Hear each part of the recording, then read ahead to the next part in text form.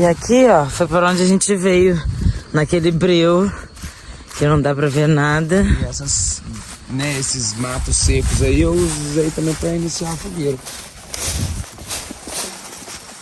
Que tem pra dar com pau aí, né? Aí o lado de cá, aqui também tem uma outra área. E aqui é onde a gente vê o pôr do sol. Pra cá é o visu do pôr do sol.